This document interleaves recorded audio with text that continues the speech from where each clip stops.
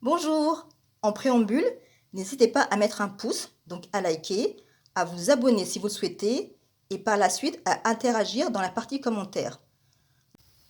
Il y a la sécheresse météorologique qui est un déficit prolongé de précipitations et la sécheresse édaphique du sol, c'est-à-dire le manque d'eau disponible dans la terre pour les plantes et cela influe forcément sur la production végétale.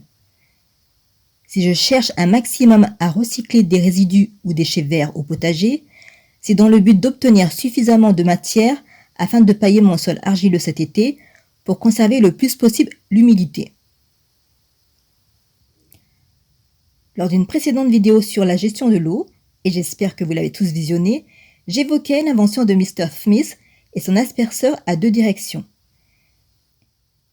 J'aimerais vous parler d'un autre inventeur, Mr. John Albert Burr, et sa géniale création. John Albert Burr est né dans le Maryland en 1848. Ses parents étaient des esclaves qui ont été affranchis par la suite. Adolescent, il a travaillé comme ouvrier agricole et s'intéressant à la mécanique, grâce à des riches activistes noirs, il a pu suivre des cours d'ingénierie dans une université privée. Le 9 mai 1899, il a fait breveter une tondeuse à gazon à lame rotative améliorée, dotée de roues de traction. Sa création permit de réduire les bourrages irritants de l'herbe coupée, qui était le fléau des tondeuses manuelles. En outre, son invention plus maniable pouvait tondre plus près autour des objets ainsi que des bâtiments. Fait rare pour un Noir à l'époque, car de nombreux autres créateurs se voyaient voler leur création en raison de la couleur de leur peau par racisme, il a pu profiter des fruits de son succès en recevant des redevances. Il est mort en 1926. Désormais, lorsque vous pousserez votre tondeuse manuelle, notamment pour récupérer les tontes en guise de paillis, vous penserez à lui. Comment faire lorsque l'on ne dispose pas de tondeuse manuelle, électrique ou thermique pour générer des résidus végétaux afin d'avoir divers paillis utiles, notamment lors des sécheresses? Je procède des manières suivantes.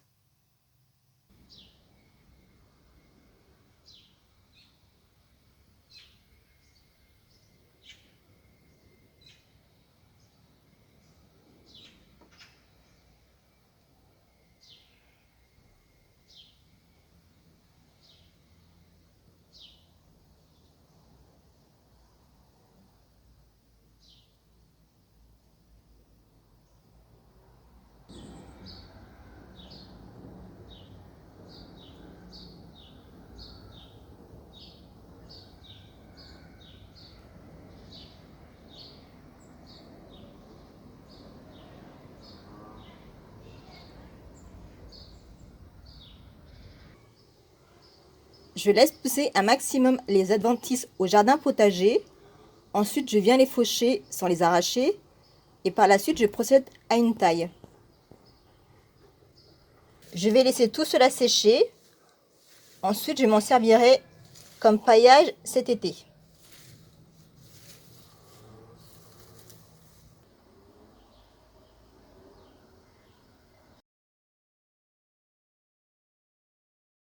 Les différents types de paillage au jardin potager.